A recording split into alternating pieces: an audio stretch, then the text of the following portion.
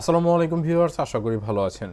ফটোশপের মাধ্যমে মাত্র 4 থেকে 5 মিনিটের ভিতরে একটি সুদর্শন ছবি আমরা কিভাবে তৈরি করতে পারি এটা নিয়ে আজকের ভিডিওতে বিস্তারিতভাবে বোঝানোর চেষ্টা করব। আশা করি খুবই ইজি প্রসেসের মাধ্যমে আপনি একটি পাসপোর্ট সাইজের খুবই সুদর্শন ছবি তৈরি করে ফেলতে পারবেন। সো সর্বপ্রথমে যে ছবিটিকে আমরা পাসপোর্ট সাইজের করতে চাচ্ছি সেই ছবিটিকে ড্র্যাগ করে ফটোশপের ফাইলে নিয়ে আসবে এবং এখানে মাঝখানে এনে ছেড়ে দিতে হবে। অথবা আরও একটি কাজ করতে পারেন, এখান থেকে জাস্ট ফাইল মেনুতে প্রেস করবেন, এরপর হচ্ছে ওপেন বাটনটিতে যেতে হবে। ওপেনে যাওয়ার পরে হচ্ছে আপনি যে ফাইল থেকে ছবি নিতে চাচ্ছেন সেটার উপরে প্রেস করে এখান থেকে ওপেন করে দিবেন। ওপেন করার আরও একটি প্রসেস আছে, সেটা হচ্ছে আপনি খালি যে মেনুটা দেখতে পাচ্ছেন এখানে খালি অপশনগুলো, এখানে জাস্ট আপনাকে ডাবল ক্লিক করতে হবে। ডাবল ক্লিক করলে এরকম ট্যাব কিন্তু এখানে ওপেন হয়ে যাবে। ওপেন হয়ে যাওয়ার পরে এখান থেকে আপনি যে ছবিটাকে এডিট করতে চাচ্ছেন সেই ছবিটা সিলেক্ট করে এখান থেকে জাস্ট ওপেন করে দিবেন। ওপেন করলে কিন্তু ইন্টারফেসে আপনার ছবিটা চলে আসবে। তো এখান থেকে আমরা কিবোর্ড থেকে এফ বাটন প্রেস করে দিব, তাহলে কিন্তু এটা ফুল প্রিভিউ হয়ে যাবে। তো এরপরে ছবিটাকে আমরা যে সাইজ করতে চাচ্ছি এখান থেকে ক্রপ টুলসে সিলেক্ট করতে হবে। এরপরে আমরা এখানে দেখতে পাচ্ছি ওয়াইড এবং হাইট নামে দুটো অপশন আছে। এখান থেকে আমাদেরকে ওয়াইড এবং হাইট নির্ধারণ করে দিতে হবে। তো পাসপোর্ট সাইজ ছবির জন্য 4 সেন্টিমিটার এবং 5 সেন্টিমিটার এখানে লিখে দিব। তো 4 cm এবং 5 cm লিখে দিলে কিন্তু পাসপোর্ট সাইজের সাইজটা হয়ে যাবে। তো এরপরে ক্রপ টুল সিলেক্ট করার পরে আমরা এক কর্নার থেকে ধরে মাউসটার নিচে ড্র্যাগ করব, অর্থাৎ এক কর্নার থেকে আরেক কর্নারে মাউসটা নিয়ে আসবো, তাহলে কিন্তু এটা সাইজ হয়ে যাবে। এবং কিবোর্ড থেকে এন্টার বাটন প্রেস করলে কিন্তু ছবিটা পাসপোর্ট সাইজের হয়ে গেল। সো আরও একটা বিষয় হচ্ছে, এখানে সাইজ করার সময় আমরা 4 সেন্টিমিটার এবং 5 সেন্টিমিটার দেওয়ার পরে পাশে আরও একটা অপশন থাকবে, সেটা হচ্ছে রেজুলেশন। তো রেজুলেশন অবশ্যই আমরা এখানে 300 দিয়ে রাখবো, মানে 300 দিয়ে রাখবো।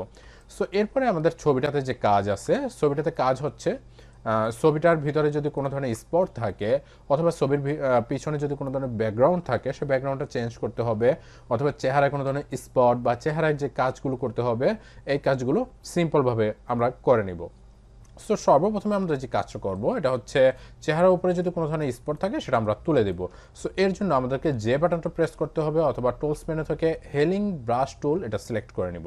হেলিং ব্রাশ টুল সিলেক্ট করার পরে আমরা যে বড় বড় স্পটগুলো দেখতে পাচ্ছি এই স্পটগুলো আমরা হেলিং ব্রাশ টুল দিয়ে উঠিয়ে দিব। সো এর জন্য আমরা যেই জায়গা থেকে আমরা যে জায়গাটার মতো করতে চাচ্ছি সেই জায়গার উপরে মাউসের কার্সরটা নিব। কার্সরটা এখানে রাখার পরে কিবোর্ড থেকে অল্টার বাটন প্রেস করব। কিবোর্ড থেকে অল্ট বাটন প্রেস করে ধরে রাখবো এবং মাউস দিয়ে একটা প্রেস করব। মাউস দিয়ে প্রেস করার পরে আমরা যেই জায়গাটার স্পট তুলতে চাচ্ছি সেই জায়গাটির স্পটের উপরে ক্লিক করব এবং অল্টার বাটনটি সেখান থেকে কিন্তু ছেড়ে দিতে হবে।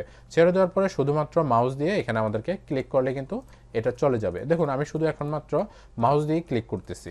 সো যে কাজটার কথা বললাম, যে সর্বপ্রথমে যেখানকার মতো আমরা এখানে ফিলটা করতে চাচ্ছি সেখানে আমাদের অল্ট বাটন প্রেস করে মাউস দিয়ে একটা ক্লিক করব। ক্লিক করার পরে অল্ট ছেড়ে দিব। এরপরে মাউস দিয়ে যেসব জায়গায় স্পট আছে সেসব জায়গাগুলোতে আমরা ড্র্যাগ করতে থাকবো। তো এভাবে করে আপনি পুরো চেহারার ভিতরে যে ড্র্যাগ করতে পারবেন এবং পুরো চেহারার ভিতরে যে স্পটগুলো আছে সেই স্পটগুলো উঠিয়ে ফেলতে পারবেন। এখানে যে গোল ডায়ামিটার দেখতে পাচ্ছেন, ডায়ামিটারটা যদি ছোট বড় করার প্রয়োজন পড়ে তাহলে মাউসের রাইট ক্লিক করতে হবে। রাইট ক্লিক করে এখান থেকে আপনি ডায়ামিটারটাকে ছোট বড় করে নিতে পারবেন, অথবা কিবোর্ডের যে সেকেন্ড ব্র্যাকেট আছে সেকেন্ড ব্র্যাকেটের প্রথম ক্লোজ ব্র্যাকেট এবং ফার্স্ট ব্র্যাকেটটা প্রেস করে কিন্তু আপনি এটাকে ছোট বড় করতে পারবেন, অথবা মাউসের রাইট ক্লিক করে এখান থেকেও আপনি এটা চাইলে ছোট বড় করে নিতে পারবেন।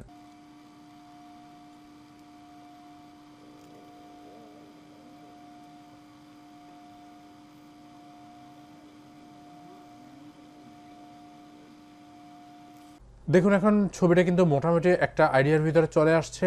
সো এখন আমরা যে হিলিং টুলটা ইউজ করলাম হিলিং টুলের কাজ শেষ। সো এখন আমাদেরকে যে কাজটা করতে হবে এখান থেকে আমরা ব্রাশ টুলটা নিব।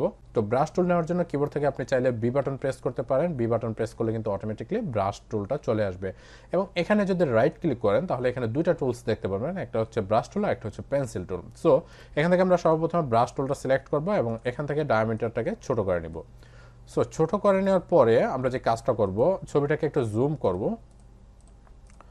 ছবিটাকে জুম করে আপনি দেখতে পাচ্ছেন যে ছবির এক পাশে হোয়াইট অংশ এবং অন্য পাশে একটু ডিপ লাইট এরকম হয়ে আছে। সো এই অংশটাকে আমরা মুছে দেওয়ার জন্য আমরা কি করব, সর্বপ্রথমে অপাসিটি এখানে দেখতে পাচ্ছেন যে 28 এবং এখানে হচ্ছে 29। সো অপাসিটি আপনি চাইলে 25-25 এরকম রাখতে পারেন। এরকম অপাসিটি থাকার পরে আপনি যে জায়গাটার মতো করতে চাচ্ছেন সেই জায়গাটার উপরে সর্বপ্রথমে ডায়ামিটারটাকে নিতে হবে। নেওয়ার পরে কিবোর্ড থেকে অল্ট বাটনটা প্রেস করবেন। অল্ট বাটন প্রেস করলে কিন্তু আপনার এটা একটা সিলেক্টেড ট্যাবের মতো হয়ে যাবে মাউসের কার্সরটা। সো এরপর হচ্ছে এই জায়গাটাতে আপনি মাউস দিয়ে একটা ক্লিক করবেন। মাউস দিয়ে ক্লিক করলে দেখবেন যে এখানে ফরগ্রাউন্ড যে কালারটা আছে সেই কালারে কিন্তু আপনার এখানে আমি যেই জায়গা থেকে কালারটা সিলেক্ট করলাম সেই কালারটা এখানে চলে আসছে। সো এরপরে যে কাজটা করতে হবে, আমি যেই জায়গাটাতে আমি ব্রাশ করতে চাচ্ছি সেই জায়গাটার উপরে মাউস দিয়ে ক্লিক করে ধরে এরকম ব্রাশ করব। এরকম ব্রাশ করলে কিন্তু দেখবো যে এটা কিন্তু আরও স্মুথ হয়ে যাচ্ছে। তো এভাবে করা হচ্ছে আমি যেসব জায়গাগুলোতে ব্রাশ করতে চাচ্ছি সেসব জায়গাগুলোতে জাস্ট এরকম করে ব্রাশ করে নিব।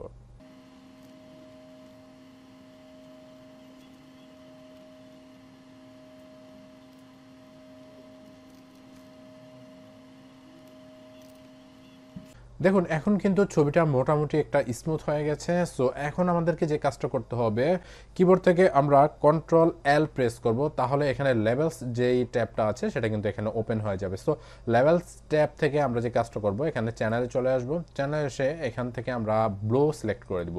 ব্লো সিলেক্ট করার পরে আমরা এখানে যে অপশনটা দেখতে পাচ্ছেন এটাকে জাস্ট আমরা ধরে একটু এদিকে নিয়ে আসবো, এবং এটা এখানে যে প্রেসটা দেখতে পাচ্ছেন এটাকে ধরে আমরা একটু এদিকে নিয়ে আসবো অথবা সামনে বাড়িয়ে দিব। এতে কি হয়, কালারটা একটু দেখা যায় একটু যদি ব্লু ব্লু হয় তাহলে ছবিটি দেখতে একটু সুন্দর লাগে।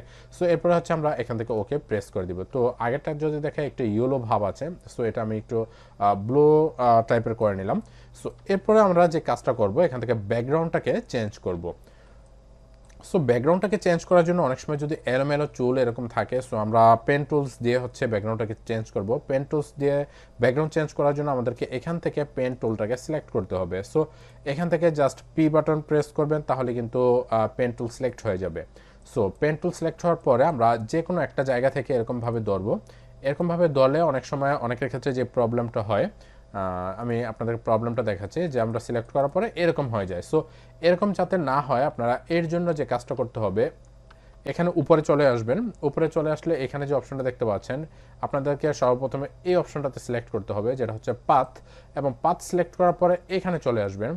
এখানে আসার পরে দেখতে পাচ্ছেন যে একটা তীর মার্ক আছে, এটাতে প্রেস করে এবং এটাতে রাইট সাইন দিয়ে দিতে হবে। রাইট সাইন দিয়ে দিলে হবে কি, আপনি যখন পেন টুলস দিয়ে কোনো কিছু আঁকবেন তখন হচ্ছে আপনার এটা ভরাট হবে না, আপনার এটা যেরকম আঁকবেন সেরকমই থাকবে। সো এখন সুন্দর করে আমরা যে জায়গাটুকু কাটতে চাচ্ছি মাউস দিয়ে সুন্দর করে আমরা সেই জায়গাটুকু সিলেক্ট করে দিব। সিলেক্ট করার জন্য আপনি যে কাজটা করবেন, এখান থেকে যদি আমি এটাকে গোল করতে চাই, জাস্ট এখান থেকে মাউস দিয়ে ধরে আমি এই মাউসটাকে এরকম নাড়ালে কিন্তু দেখবো যে এটা গোল হচ্ছে এবং হচ্ছে যেদিকে নাড়াবো সেদিকেই যাচ্ছে। সো এরপরে যে কাজটা করতে হবে, কিবোর্ড থেকে কন্ট্রোল প্লাস অথবা মাইনাস প্রেস করলে কিন্তু এটা ছোট বড় হবে। সো এখান থেকে আমরা কিবোর্ডের অল্ট বাটন প্রেস করব। অল্ট বাটন প্রেস করে আমাদের এখানে যে একটা ফোঁটা চিহ্ন আসছে, এই ফোঁটা চিহ্নটার উপরে প্রেস করব, তাহলে কিন্তু সামনের অংশটুকু কেটে গেল। কেটে যাওয়ার পরে আমরা যে কাজটা করব, এখন এখান থেকে আমরা এভাবেই কিন্তু অল্ট বাটন প্রেস করে করে সামনের অংশটুকু কেটে দিব। তো আমরা যদি সামনের অংশ না কাটি তাহলে যে বিষয়টা হবে, তো পরবর্তীতে আমরা কোথাও যেতে চাইলে সেখানে কিন্তু আর মানে এক্স্যাক্টলি ভাবে যাওয়া যাবে না। সো এখানে কিন্তু একটা বাঁকা হয়ে যাবে বা এরকম হবে। সো আমরা সামনে যে অংশটুকু থাকবে সেই অংশটুকু কিবোর্ড থেকে অল্ট বাটন প্রেস করে এটার উপরে অর্থাৎ এই ফোঁটাটার উপরে যদি আমরা প্রেস করি তাহলে কিন্তু সামনের অংশটুকু কেটে যাবে। সো এভাবে করে হচ্ছে পুরো বর্ডারটা বা পুরো ব্যাকগ্রাউন্ডটা আমাদেরকে সিলেক্ট করতে হবে।